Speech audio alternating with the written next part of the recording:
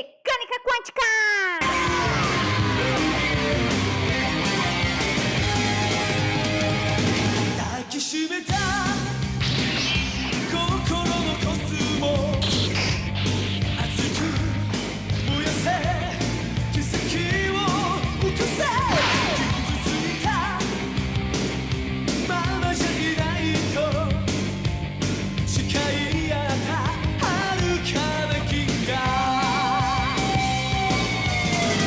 Quantum Mechanics.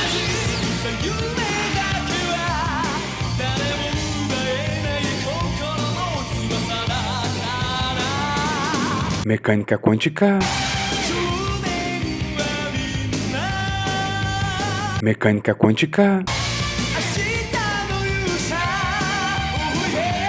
Mecânica quântica. Mecânica quântica.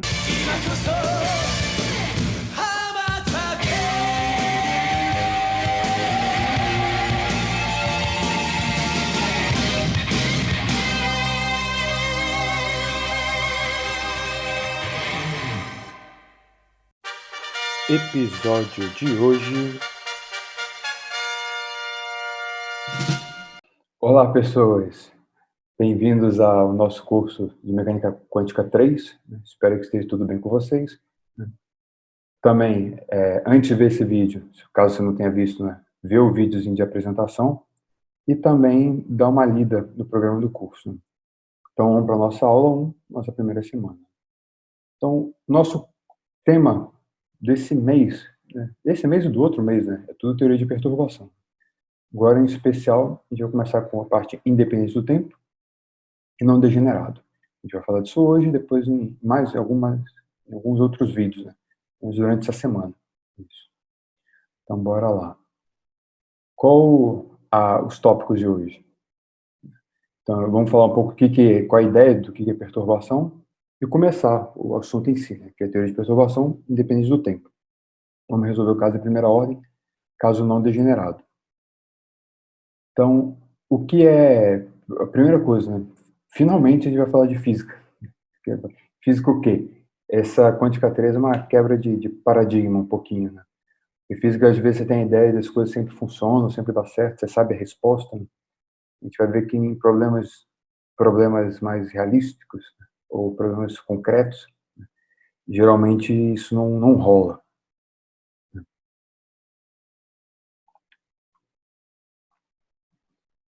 Aí você vai entender que física não é matemática, não é exatamente a mesma coisa. Então, o que seria a ideia do sistema físico? Física é a coxambração, essa é a ideia. Então, o que seria o nosso sistema físico típico? É uma coisa, fazer uma analogiazinha, Então, seria um cara ele é quase redondo, quase um círculozinho.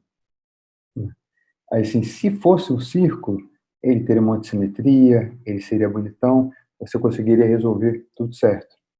Só que ele não é um círculo. Muitos problemas de física são assim. Aí uma saída é você resolver o problema que você sabe, aí o esquema é esse, e tenta tirar metade da nota. O outro é tentar ganhar um pouquinho mais da metade, arrumando uns esqueminhas. É isso que a gente vai fazer, essa teoria de perturbação. Então, o que a gente vai assumir, de certa forma? Que esse sistema, vamos dizer assim, se fosse um sistema físico que ele é arredondado, ele seria um círculo perfeito, beleza, um negócio cheio de simetria, que eu consigo resolver, mas o que não é o círculo. Então, qualquer, digamos assim, deformações. Isso que eu vou chamar de perturbação. Basicamente, a ideia vai ficar mais concreto daqui a pouco. Então, para que serve esse tipo de coisa? É porque, geralmente, você consegue criar... Hoje eu botei meio torta a minha câmera. Tá pegando as coisas aqui. Então, hoje você, geralmente, a ideia é essa, Você transfere tudo que você precisa para resolver o seu problema que você não sabe resolver, o seu problema arredondado, você só trabalha com quantidades do problema que você sabe resolver, o redondo.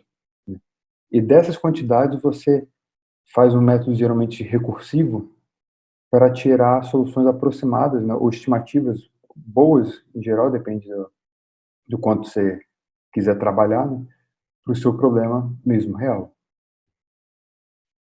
Então, a brincadeira, como implementa isso? Então, se não está claro, a ideia é você tem um sistema, a gente está falando de mecânica quântica, mais concreto.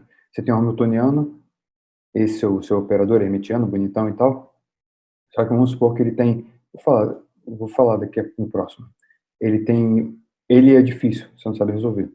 Mas vamos supor que ele é difícil porque tem um termo complicado. Se você suprime esse termo, você sabe resolver. Então a ideia é que se esse termo que você suprimiu, se ele for pequeno, se ele for uma perturbação, se ele só está deformando um pouco, digamos, o outro potencial, você tem um mecanismo recursivo de você tirar aquele termo e só com resultados, só com quantidades que você calcula do cara sem esse termo, você consegue obter tudo. De forma aproximada, por definição, porque é perturbação.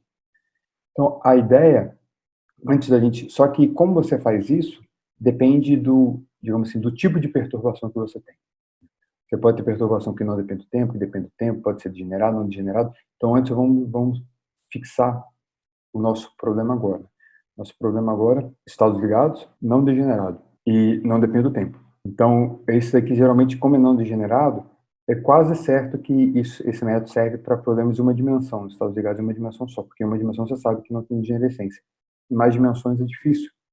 Só se o seu problema for muito quebrado, muito não simétrico. Se tiver algum tipo de simetria, ele eventualmente vai ter a degenerescência. Então, o que seria o nosso problema? Agora, já dentro desse esquema, estados ligados, não degenerados. Em geral vai ser isso para todo caso, mas aqui vamos supor isso. Então esse aqui seria o hamiltoniano.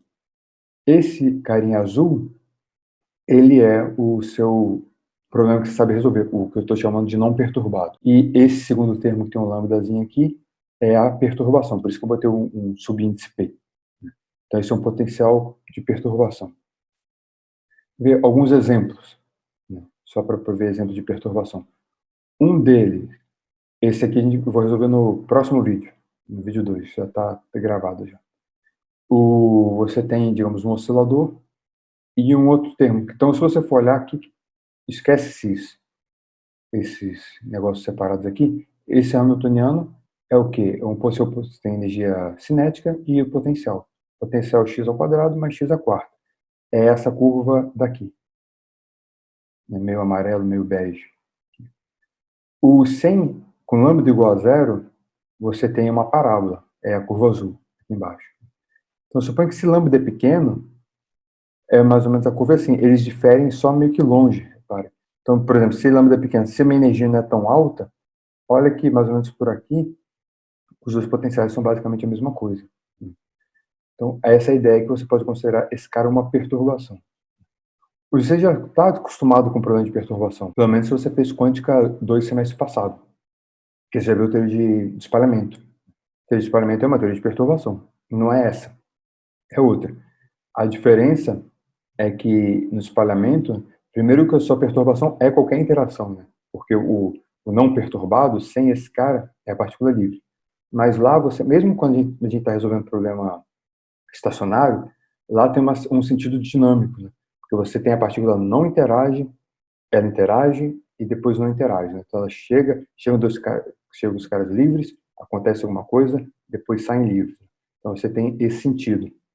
Então por isso que teoria de perturbação dá para implementar no próximo mês, quando a gente estudar teoria de perturbação dependente do tempo, porque tem sentido dinâmico. Aqui não. Aqui o nosso problema é assim, a gente quer saber, esse é o estado ligado, a gente quer saber o espectro de energia. Só que o potencial é isso tudo. Só que eu só sei resolver com isso. Então eu só vou resolver isso e depois vou colocar a perturbação e criar um mecanismo para corrigir, digamos, minha energia, meu autoestado. Então, vou corrigindo com a perturbação, não tem um sentido dinâmico. O problema é esse sempre, o tempo todo. Aqui o problema é esse durante a interação só, mas você tem o sentido que ele não interage, depois não interage. Aqui não. Aqui é simplesmente um problema, aqui é um problema, digamos, de evolução, né? Então, eu sei descrever ele bem nos cantos, quando não interage, e não sei no meio. Aqui o problema é isso para todo o tempo, é um problema estacionário. Comentários, né? Seus três operadores são hermitianos, quando digo três é o H0 e V, né? Perturbação, na verdade, o seu H a soma de 2. Isso tem que ser verdade porque H0 tem que ser hermitiano, porque ele tem que ser um problema por si só, que você já sabe resolver exato. O H tem que ser hermitiano, porque é um problema de mecânica quântica. Então, por consequência, a perturbação tem que ser hermitiana também. Esse aqui, a gente assume que resolveu exato. O seu H0, você sabe resolver de forma exata. Então, H0 atuando em N0 dá energia, N0. Esse índice zero, que está caindo todo mundo, é o cara sem perturbação, aquele lambda igual a zero. E ele é um estado ligado, ou estou normalizado. Então, está aqui certinho. Esse cara daqui é o que você chama de perturbação. Muitas vezes em livro não bota nada aqui, simplesmente chama um cara de perturbação. Né? Mas eu boto a ideia que esse lambda, você pode entender como se fosse um número, um número mesmo, e ele é pequeno, para dar a ideia de ser pequeno. Né? Óbvio, mas para dar esse tipo de ideia que ele regula onde eu vou parar. Né? Eu quero parar numa ordem que eu vou corrigindo em potência de lambda. Eu quero parar em ordem quadrática lambda. A ideia de quanto maior a ordem, menor é o termo. Geralmente os livros suprimem isso, mas você tem ideia que pode suprimir, não tem problema, não faz muita diferença. Mas sempre tem ideia que nesse potencial ele é pequeno. Né? Esse cara é perturbado. As hipóteses. Acho que essa é a hipótese mais importante. A gente vai assumir que o problema não perturbado, lambda igual a zero, ele tem as mesmas condições de contorno do cara perturbado. Então, é um estado ligado, não perturbado, é um estado ligado perturbado. Porque, assim, a função de onda vai a zero, digamos, sei lá, no infinito, mais infinito, menos infinito, num caso e no outro. Igual aquele exemplo que era o oscilador, a perturbação é no termo mais x à quarta. Então, x ao quadrado mais x à quarta, ainda ele tem mais a mesma forma. Ele mudou a forma do U, né? Mas ainda é o mesmo esquema. Então, a função de onda morre aqui, morre ali. Então, isso aqui não serve para um problema, digamos, que sem perturbação ele é um estado ligado, com perturbação virou um espectro contínuo. Então, não serve para isso. Então, se você assume essa hipótese, é uma hipótese que a gente vai fazer, e de certa forma ela se explica no resultado final, né? Então, a posteriori. Então, de certa forma, como isso aqui faz algum sentido você assumir isso, a gente não está mostrando, mas está algum sentido, porque o perturbado e não perturbado obedecem as mesmas condições de contorno. Então, eu vou assumir que as funções de onda, os estados do problema completo, perturbado, eles podem ser escritos na base do problema não perturbado, porque as condições de contorno são as mesmas. Então, esse cara daqui, que é base do espaço de Hilbert não perturbado, digamos, alto estado de energia, ele também base, não é alto estado de energia do H completo. Mas qualquer vetor do H completo, do espaço de Hilbert completo, eu posso escrever como uma combinação linear dele. A outra, também é bem importante, né? É que você assume que, como eu tenho esse parâmetro, eu prefiro botar o parâmetrozinho, você pode assumir que todas as quantidades do seu sistema completo, eles vão ser funções, quantidade os seus estados de energia, a gente vai trabalhar, a gente quer calcular o estado de energia e espectro de energia. Eu considero que esses caras são funções suaves desse parâmetro. No sentido, digamos, que eu tenho então meu espectro de energia do problema completo. Se eu pego esse lambda desse triângulo até a zero, o que sobrar tem que ser exatamente o espectro de energia do problema sem o lambda. Então, se eu boto o lambda pequenininho, ele tem que botar só uma correção pequenininha. E por aí vai. Mesma coisa para os estados de energia. Então, se isso for verdade, você pode fazer, digamos, série de potências de lambda ao redor de lambda igual a zero. Então, quer dizer assim, você quer resolver essa equação, que é o H completo, o autovetor dele completo, o problema completo, a energia completa, e eu vou escrever esse cara como o cara sem lambda, mais uma correção com lambda, mais uma correção com lambda ao quadrado, e por aí vai. Mesma coisa para o estado de energia. Correção lambda, lambda ao quadrado, e por aí vai. A hipótese A, né, que a base do não perturbado é base do completo, se assumindo que isso é verdade, então eu posso escrever isso. O que seria esse cara daqui? Seria a correção I. Deixa eu voltar aqui. Essa correção I. Estou pegando um desses caras. 1, 0, 1, 2, e por aí vai. Então, qualquer cara desses, ele tem que ser uma combinação linear do cara não perturbado. Porque esse cara é um vetor desse espaço de Hilbert completo. Mas eu estou dizendo que essa base não perturbada é base do problema do espaço de Hilbert completo. Então, esse cara eu posso escrever como em termos de uma base. É isso que eu estou fazendo. Então, a notação é assim, N, do índice aqui da sua expansão, N corresponde ao nível de energia que você está corrigindo, né? M aqui é um índice de soma, porque a priori é uma combinação de todos, e o I é para fazer referência a qual ordem.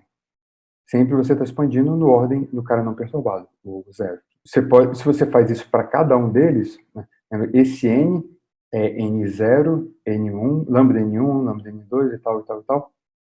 Então, na verdade, cada um desses você está expandindo no cara não perturbado. Então, é óbvio que eu posso botar esse cara aqui, né?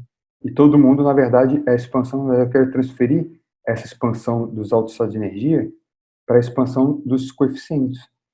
Na verdade, você está fazendo isso. Está expandindo o cara direto na base antiga, o cara completo, e os coeficientes você está expandindo em potência de luz. O que é o CN0, CN1, CN2, CNM1, CNM0, CNM1, CNM2, por aí vai. Você tira essa equação daqui, você braqueta essa equação de cima, digamos, com um M, ou N, do jeito que eu fiz aqui. Aqui seria, sei lá, aqui é N, aqui eu fiz o M, isso. Um M aqui. Você tem essa soma, tudo vai dar zero, exceto quando o cara que dá soma, eu chamei de M também, mas ficou ruim. Então, vamos supor que eu botei aqui P, zero. Então, você vai braquetar aqui, vai dar delta PM. Então, tudo vai dar zero, exceto quando o M for P. Então, aqui vai ficar NP. Então, que seria NP é P, N. Só que o P é que eu chamei de N. Uau! Uma coisa importante é que o primeiro cara, de ordem zero, I igual a zero, você vai ficar, então, delta MN, os dois zeros. E esse cara é o seu problema não perturbado. Então, esse é um delta. Esse cara é ortogonal. Então, o primeiro termo aqui sempre é um delta de Dirac, ou delta de, um delta de Kronecker. E os outros você vai calcular daqui. Achei que ia ser curtinho, vai ficar um pouco grande. Então, vai guardando isso no seu coração, que eu vou voltar daqui a pouco. Então, vamos pegar essa ideia de expandir todo mundo em potência lambda e tacar o nosso problema. Então, esse é o nosso problema concreto. H é H0 mais lambda V. N, o ket N, é N0 mais lambda N1 mais lambda N2, e por aí vai, por aí, por aí, por aí vai. O que é o N? É N0, lambda N1. E aqui a mesma coisa, o ket N é isso daqui. Agora a gente vai começar a multiplicar todo mundo. Para que eu multipliquei, aqui eu estou botando até a ordem quadrática, e estou separando em potência de lambda. Então, por exemplo, esse primeiro aqui são todos os casos que não aparece lambda. Então, onde não aparece lambda? Quando é esse vezes esse, e esse vezes esse, só. Aí tem esses dois aqui, eu joguei tudo para um lado da equação. Quem tem multiplicando lambda? Tá, isso. Esse vezes esse, está escrito aqui, H0 vezes esse, lambda aqui é N1 com N0, é esse aqui mesmo, e o N0 com lambda N1, esses 4. Lambda ao quadrado, esse daqui, esse vezes esse vezes esse vezes esse, e por aí vai, né? Tá todo mundo arrumado aqui. Agora, a questão, primeiro, se você for lá, esse aqui é exatamente o problema zero, né? Não perturbado. Então, H0 atuando no alto estado zero, do problema não perturbado, né? Vai dar a energia N0. Agora você tem o resto, isso. A questão que você tem que ter essa ideia que você pode encarar tudo como se fosse uma função, digamos, contínua de lambda, um parâmetro lambda. Então, essa igualdade tem que valer para todo lambda. Necessariamente é que seriam polinômios, né, lambda. Então, cada polinômio, cada termo do polinômio é Li. Então, cada um deles tem que ser zero de forma independente. Então, cada termo aqui, isso aqui tem que ser zero, isso aqui tem que ser zero, e por aí vai. Se for confuso, você pode pensar assim, como lambda é qualquer coisa, esse aqui já deu zero, ficou tudo isso daqui, mais lambda ao cubo e tal. Divide todo mundo por lambda. Então, aqui vai ficar sem lambda, aqui vai ficar com lambda, e o resto lambda ao quadrado. Isso vale para qualquer lambda, inclusive para lambda igual a zero. Aí você toma lambda igual a zero. Se toma lambda igual a zero, todo mundo aqui vai zerar. Aí vai sobrar só isso. Então, isso aqui tem que ser zero. Aí acabou. Aí esse aqui já é zero, você já descobriu que isso é zero. Volta para a sua equação de novo. Aí a sua equação é essa daqui. Vamos supor que eu divido agora por lambda ao quadrado. Então, esse lambda ao quadrado sumiu, e aqui vai ficar lambda. Aí eu tomo lambda a zero. Tudo aqui sumiu, aí você vai concluir que isso aqui tem que ser zero. Aí você pode fazer isso termo a termo, você vai concluir que cada termo tem que ser zero. Então, a gente vai resolver a ordem a ordem. Então, para a ordem lambda, eu só peguei aquela equação, só quem estava multiplicando lambda e separei. Porque como cada um é zero separado, vamos resolver um por um. Ordem lambda da equação é essa. Como é que você vai determinar daqui o N1 e o EN1, energia, correção de energia, e a correção 1 do autovetor, do autoestado de energia?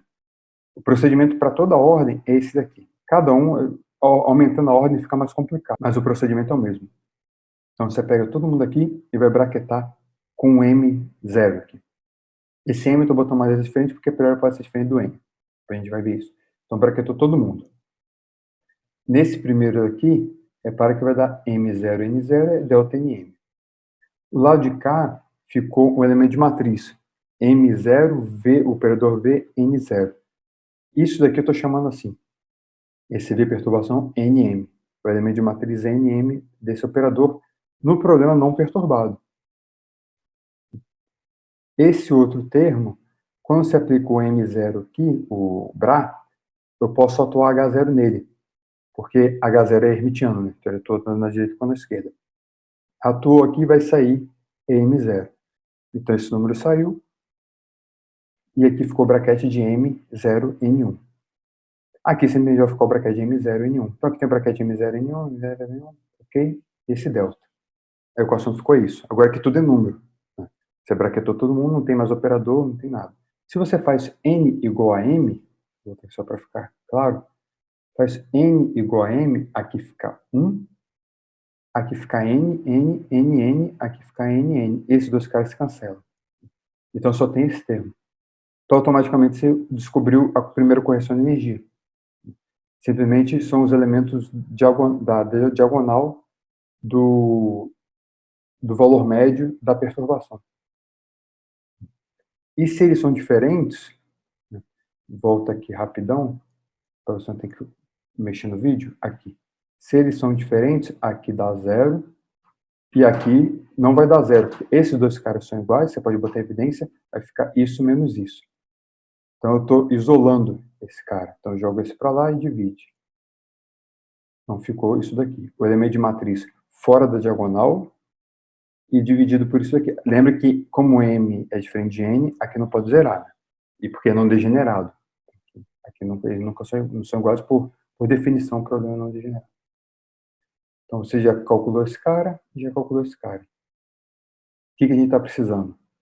Do CNM, voltando lá no seu coração. Isso exatamente. Esse braquete, ele é o primeiro coeficiente na expansão dos coeficientes da base, né? Então, ele é isso. É o que está escrito aqui em cima. Então, é o elemento de matriz Mn, Nm. Para que a ordem é importante, né? Aqui é Mn, para dizer que é M de um lado e N do outro, e divide ao contrário, Nm. Então, a gente já sabe a correção da energia, já sabe a função de onda, a correção de função de onda, naquela soma, para todo M diferente de N. Então, só falta um cara a ser calculado, que é naquela correção, primeira correção para o coeficiente da expansão, quando N é igual a M, ou seja, o CNN1. Então, esse cara não sai de lá. De onde ele sai? Sempre isso, em toda ordem, esse elemento, ele sai da normalização. Porque a normalização, você sabe que o cara não perturbado, ele é normalizado, e o perturbado tem que ser normalizado. Então, como a gente está fazendo em primeira aproximação, ele tem que ser normalizado em primeira ordem, em lambda. Então, vamos fazer essa conta aqui. Então, esse cara tem que ser normalizado, mas quem é esse cara? É esse Bra e esse Cat, em primeira ordem. Então, esse vezes esse é 1, esse vezes esse aqui, esse vezes esse. Agora, repara que esse vezes esse, o último, é lambda ao quadrado. Então, esse eu jogo fora, porque ele já não entra na minha conta, porque a contribuição dele é só se eu for até a aproximação quadrática. A gente vai fazer na outra semana ou no último vídeo dessa semana. Tem que olhar. Então, ficou aqui. O que deu, então? Então, 1 mais lambda, esse carinha, lambda ao quadrado. Esse lambda ao quadrado não joga fora. O que é se você volta lá, a definição dos coeficientes? Exatamente a correção pelo não perturbado. Então, CN1N0 é o CNN1. A definição dele. Só que se você olhar o outro, ele é a mesma coisa, só que está ao contrário. Né? Aqui o índice 0 é o Bra e o índice 1 é o Cat.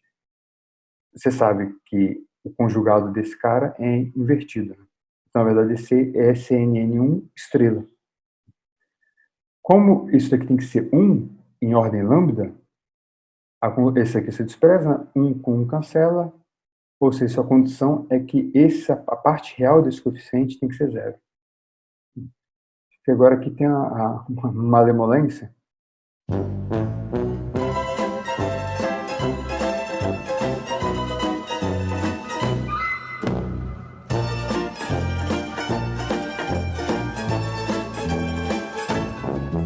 Então seria um número real, aqui tem que ser 0. Outra explicação, geralmente mais prática. Quase sempre, quando a gente estiver tratando esse tipo de teoria de perturbação não degenerada, a gente vai estar tratando de problemas de uma dimensão, estados ligados de uma dimensão. E outra coisa, você sabe que em uma dimensão, todo alto estado de energia é real. Então, esse argumento meu nem precisa, porque ele tem que ser real por si só. Então, como ele tem que ser real, esse coeficiente tem que ser real. Então, fixa de qualquer jeito. Então, essa aqui é a nossa condição. Aqui deu 0. Então, para resumir, para a gente acabar. Ficou grande. Eu achei que ia dar uns 15 minutos, quase meia hora. Sabe de nada, inocente! Então, resumo da teoria de perturbação em primeira ordem. Mas essa parte é importante, né? É a base do nosso curso. Então, você tem o seu potencial, que é a soma de 2, o que você sabe resolver e o que estragou tudo. Você quer resolver o seu problema. O que deu em primeira aproximação? Isso daqui, digamos, seria aproximado, né? É até lambda, tem mais ordem lambda ao quadrado. Então, em primeira aproximação, o seu espectro de energia é o cara não perturbado, mais esse termo. São os elementos de matriz, a diagonal do cara perturbado. E o seu alto estado de energia é o não perturbado, mais essa soma aqui. Para como CNN1 é 0, então essa soma ela é para todo M diferente de N, porque ele não tem o NN. Exatamente é para que aqui nunca zera, porque esse cara é sempre diferente desse. Essa soma aqui na base não perturbada. Então, para no final dos contos, tudo é codificado, né? Aqui não vou especificar problema nenhum. Na verdade, tudo que você precisa calcular para saber tudo são os elementos de matriz da perturbação, na base não perturbada. Então, esse VP, NM. A parte fora da diagonal, quando é N diferente de M, te dá o alto estado de energia. Isso. E quando eles são iguais, te dá o alto valor. Ok, pessoal? Então, é isso. Esse primeiro mês e parte, né, do segundo, eu vou falar para a teoria de perturbação. Essa parte é simples, é mais fácil. Talvez pareça que o curso é muito, sei lá, meio simplesão. E quântica 3 é um pouco mais simples. Mas, na verdade, é importante que esse curso todo, ele é digamos, continuado, né? Então, quando você acabar essa parte de teoria de perturbação, você não vai esquecer e ignorar. Na verdade, toda essa primeira parte, os 2 primeiros passos do programa, principalmente a primeira. A segunda ela é mais autossuficiente, mas a primeira é para ela ser usada no final. Porque eu preciso dessa teoria de perturbação. Não é para resolver problemas que eu vou resolver aqui, né? Tipo, no próximo. Aqui esse é o problema para ilustrar, para você ganhar treinamento na coisa. Eles são problemas para você resolver, são mecanismos para você resolver problemas concretos. Quando a gente for ver para o final do curso, digamos, um átomo de hidrogênio num campo magnético. Aí esse campo magnético ele é fraco, você pega com a perturbação. Então a gente vai voltar todo nesse maquinário e usar direto. Então por isso que essa parte é muito importante. Então, beleza, galerinha. Acho que deu. Falou, galera. Até o próximo aí. Valeu. O próximo episódio será